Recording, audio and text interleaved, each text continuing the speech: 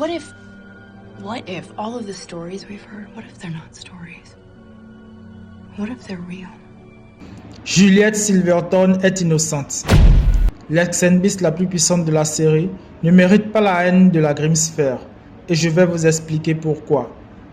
Simple vétérinaire, Juliette a été entraînée dans le monde des Vessen de manière on ne peut plus traumatique.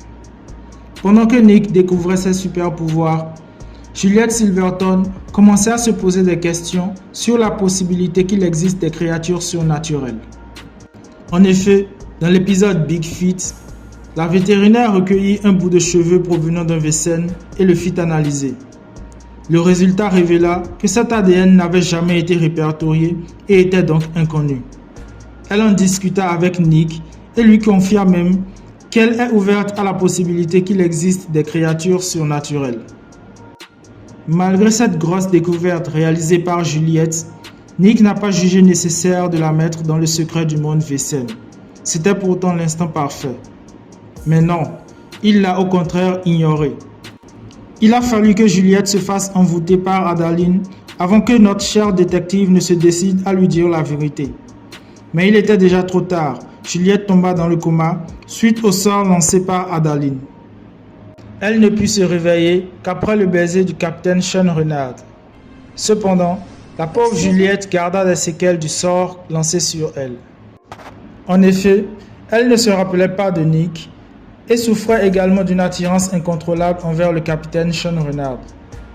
Cette attirance provenant du fait qu'il était celui qui l'avait sorti du coma l'amena à avoir quelques échanges sensuels avec lui. Nick et Renard trouvèrent quand même la solution grâce à l'aide précieuse de Rosalie.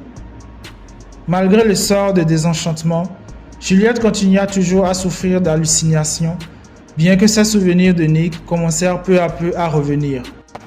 Dans l'une de ses visions, elle revécut la scène de Nick lui parlant des Vessen.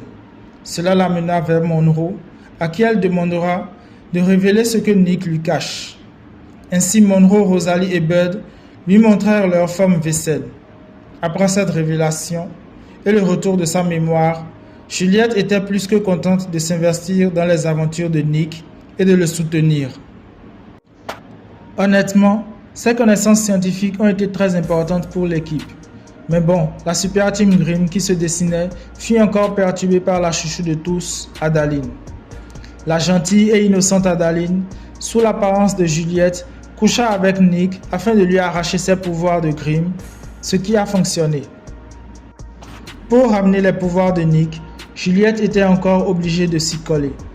Elle le fit de bon cœur et accepta d'inverser le sort en couchant avec Nick.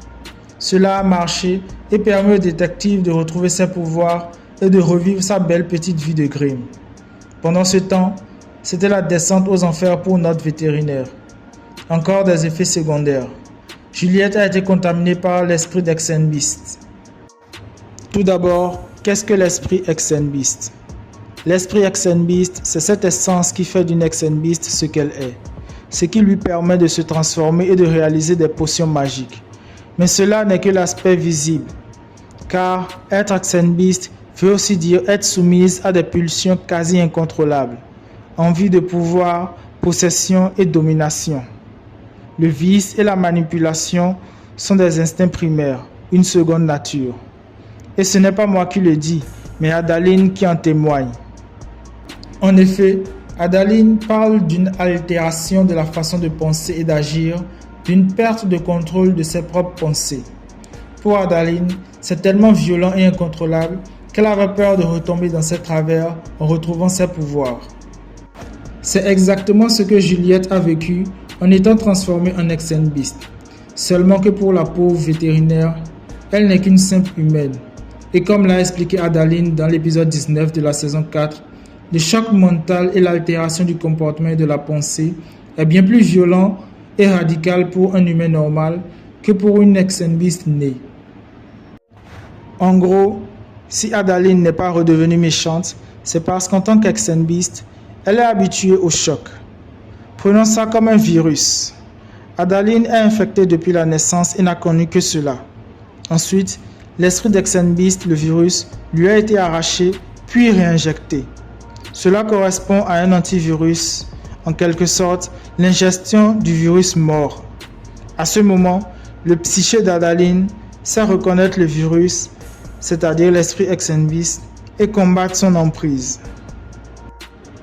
Juliette, à l'opposé, en plus de ne pas avoir un corps d'Exenbis de naissance, a été contaminée brusquement, après plusieurs événements traumatiques, par un esprit d'Exenbis extrêmement puissant. Alors, je comprends parfaitement qu'elle ait sombré dans les ténèbres, car même une Exenbis de naissance redoutait cet esprit sombre. D'ailleurs, le seul moyen de dompter cet esprit, ayant contaminé Juliette, a été de la soumettre à un fort reconditionnement mental. Si vous détestez toujours Juliette parce qu'elle a engendré la mort de Kelly et détruit la caravane, c'est que vous ne comprenez pas encore ce qu'est une Exenbis.